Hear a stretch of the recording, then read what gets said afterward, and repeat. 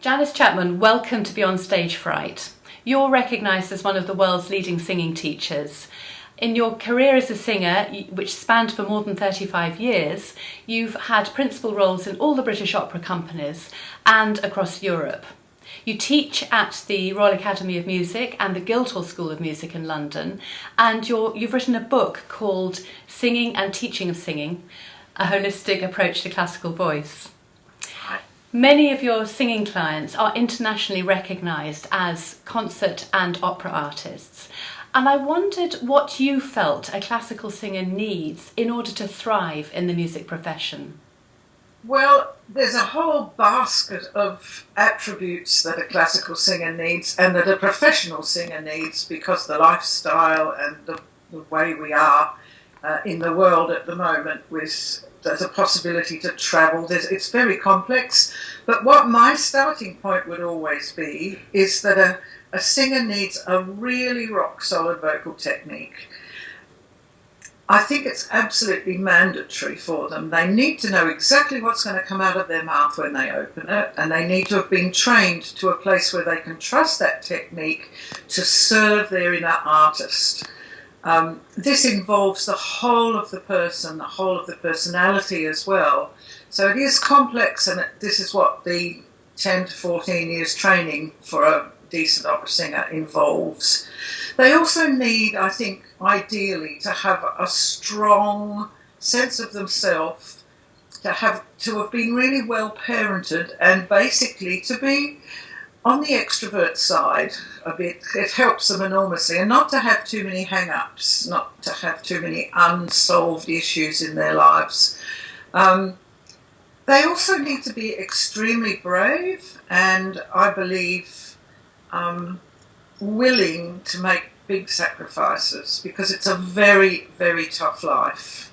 And how do you help them prepare for this? Well, I'm a vocal technician, really. I understand how the machinery works, and in that I'm fairly unusual in my profession. I've been involved with the multidisciplinary work in voice and with some research. I'm very interested in the science, as well as the full backup, the psychology and the musical preparation. I'm interested in it all, but I'm particularly keen that singers have also got this understanding of how their machinery works when they're in charge of their instrument, which is, as soon as they leave the studio, they have to take responsibility for what's happening. And if they don't have any knowledge, if they've been trained in a way that they're relying on magic or the environment in the studio, if they're dependent on things like that, it's not going to help them. If they've got a sort of recipe for themselves to take care of their own vocal work, their own vocal technique, then they've got access all the time, no matter where they are in the world. They can always come on a phone call on Skype or something to check up. But basically, they are the boss of their instrument.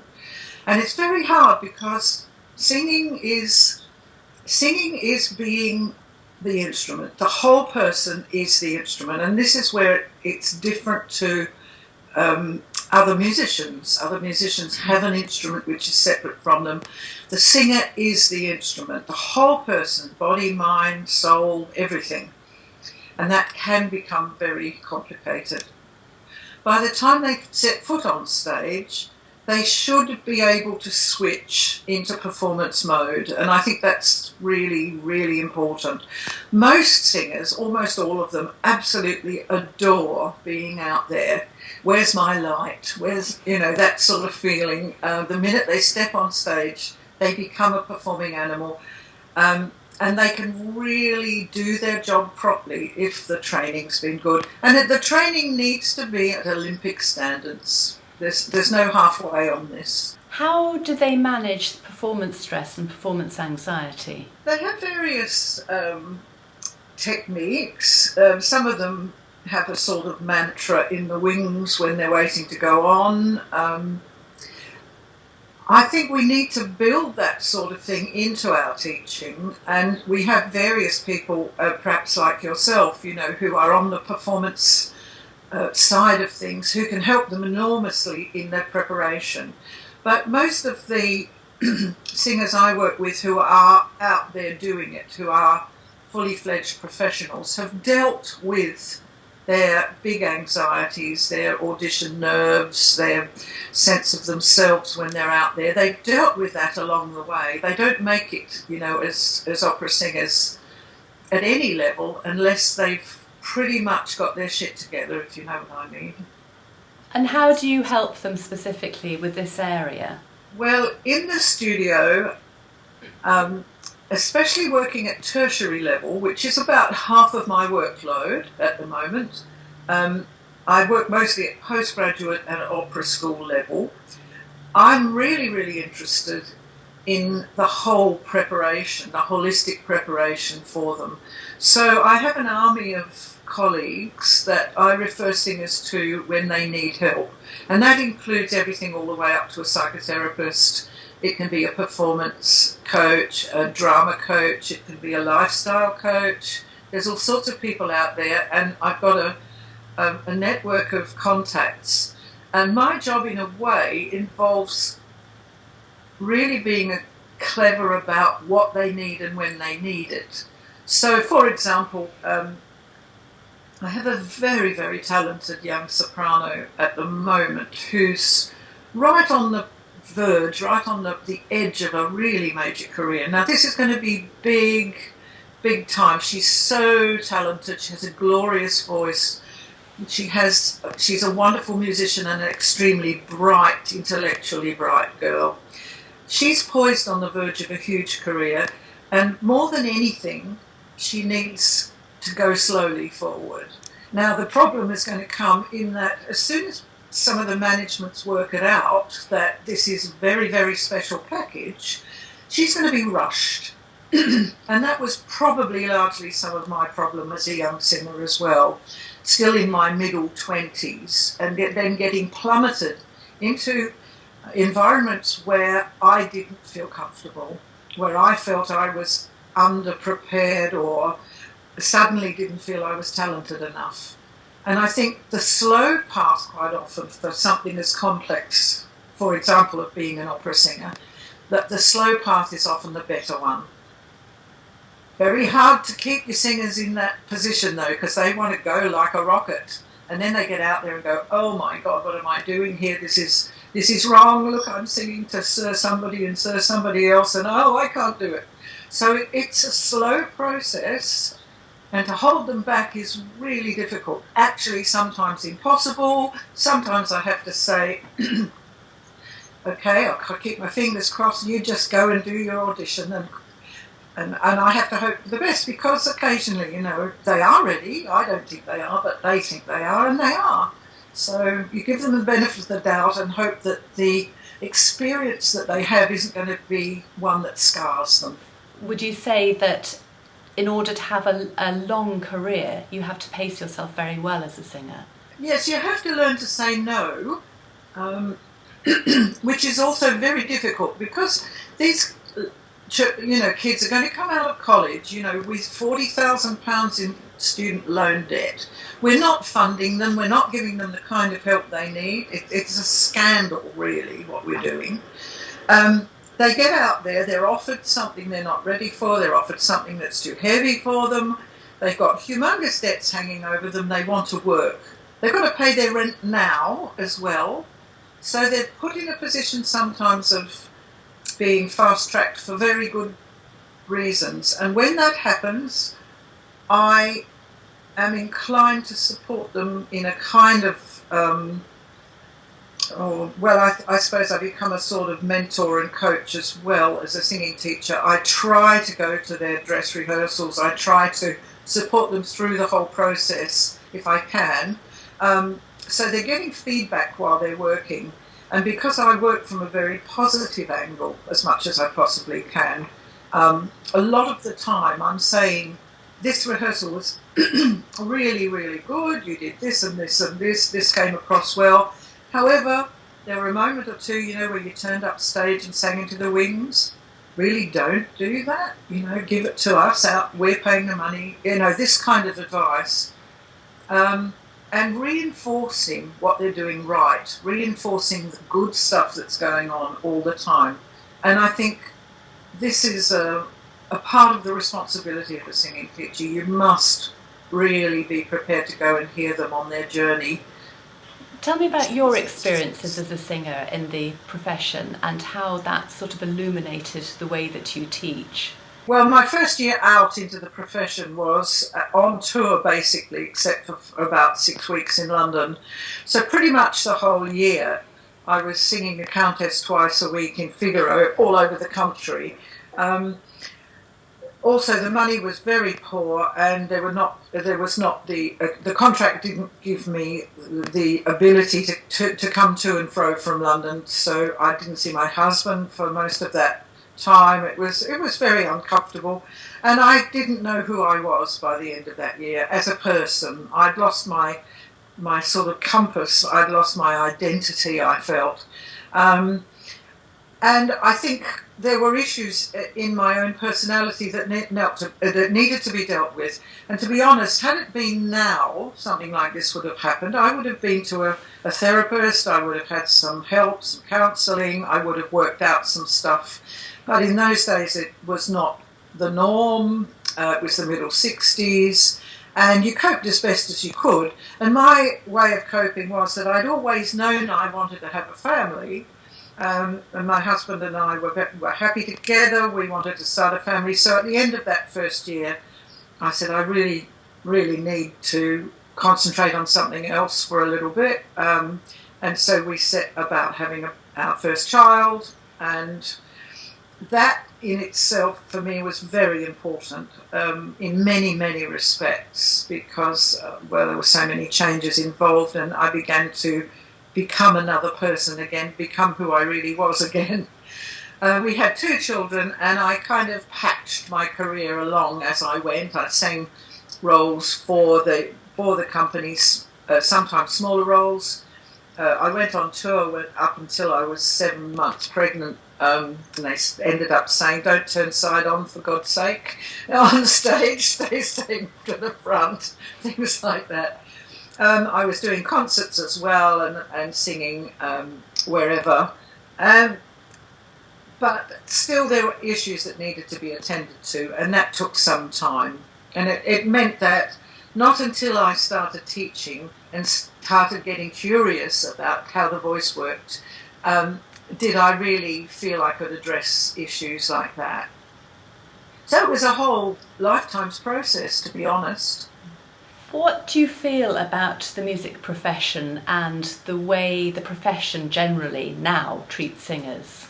It's a hard one, this one, because I don't want to alienate them, but I really don't think they've got a clue about the fact that they're dealing with vulnerable young people who are in various states of readiness.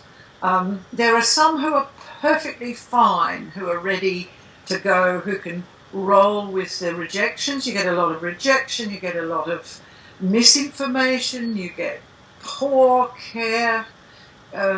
Nobody cares who you are. I was talking to a young tenor the other day. He said how he hated being in Paris for 4 weeks because he didn't know anybody. Nobody within the group he was working with was interested in him, so he was by himself in his hotel room with his iPad pretty much every evening, eating alone. It's a miserable life.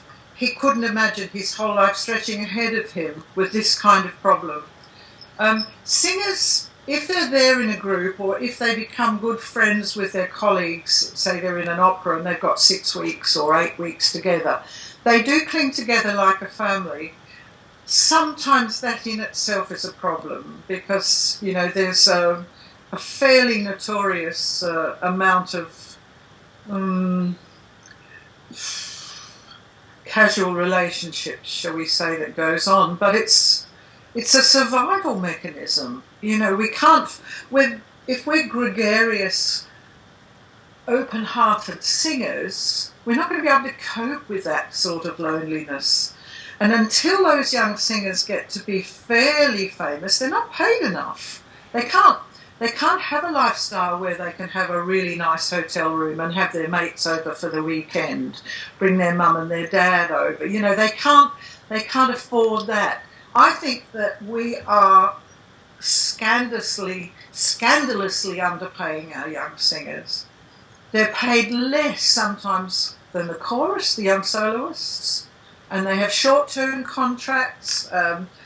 I think it's in this country, singers are seen really as being part of the servants, and I think it comes from the class system, to be honest, and I really hate it. I feel it's sort of a reflection of the way society is structured here as well, that singers are kind of, well, you know, they don't need to eat with the guests, they can go down and eat in the servants' hall. It's that kind of attitude, and it's time it changed. What about auditions and the way that singers try to get jobs? The whole audition scenario is a nightmare for singers. I don't know a single singer who likes auditioning. I don't think it's ever happened. The problem is that it's basically a judgmental situation. You're going into an audition to be judged. That's the premise, you know, worthy or unworthy, good enough, not good enough, I like you, I don't like you, I like your voice, I don't like your voice. Audition panels could be much, much kinder. They need to understand that the people they're seeing are artists, even if some of them can't really do the job. There's no way that a young singer should go into an audition and be treated the way young singers are treated, like a cattle market audition where you go and sing, you get halfway through your first aria, they've not bothered looking at you, they've been writing, they've been muttering to each other, the panel, and that you get halfway through the aria and they say, thank you very much, that's enough. That is a totally abusive thing to do to a young artist. Okay, so they've had 29 terrible singers before this one, and this is number 30, and they're fed up. But that's still not a way to treat people. They treat singers very poorly. They need to be invited into the room. Welcome, thank you for coming. What are you going to sing for us? Please be aware that we don't have very much time. If we need to stop you and hear something else, we'll ask you to do that. I mean, it's a kind of courtesy, because the singers are always feeling, oh God, am I good enough? And the preparation for auditions needs to be a sort of acting school set of tricks. You can train singers to have an audition persona, to have a mantra before they go in, and it's probably got some rude words in it. I won't be specific here, but they need to go in with a fairly feisty, I am fine. I think there were some very useful things in your book. And we do have audition technique classes in the colleges where agents quite often and bookers and managers come in and advise the students about their attitude for auditions. Nevertheless, it's a personal learning curve for them. Sometimes I do some suggestions about auditions within a singing lesson. And quite often, because I'm a teacher who has taught many singing teachers, and they come in and say, can we sit in for the day? I have a sort of committee environment in a singing lesson. The students know that that's always a possibility. That there are 3 or 4 people in the room while they're singing. It makes them nervous, but I say this is really good training for you for audition purposes, that you get used to being open to more than one person, and Big Mummy isn't going to be always looking after you. So it is very helpful. I also invite those other people in the room sometimes to make comments and suggestions, and that way it becomes a learning environment which is not exclusive. That's very valuable for them too, because they learn to trust a little bit wider than just me. What do you see when a singer is really performing to the best of their ability on stage? I see and hear an authentic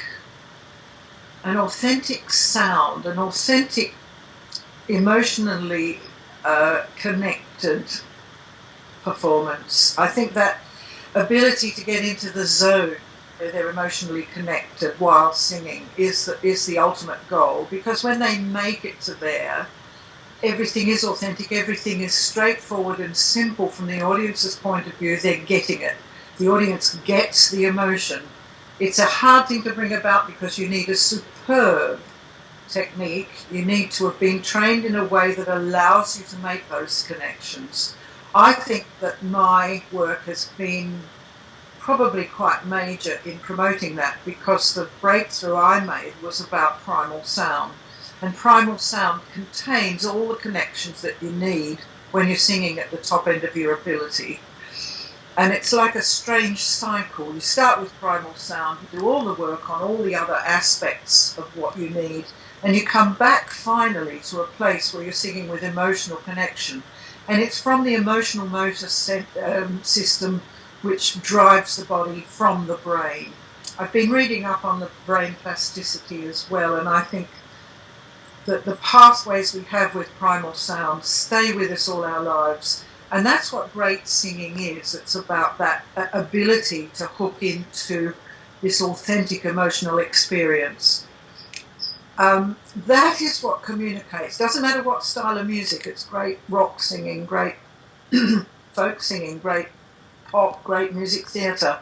It's got that authentic emotional connection, and my teaching's based on that. So I'm looking to get that, and when I go to the theatre and hear an opera performance, I'm immediately gripped by somebody who has that ability. And even at quite a high level, some professional singers don't have it, and they don't have it often for technical reasons. So that's why I'm a bit obsessed. Janice Chapman, thank you very much. I've really enjoyed talking with you. Okay, thank you very much.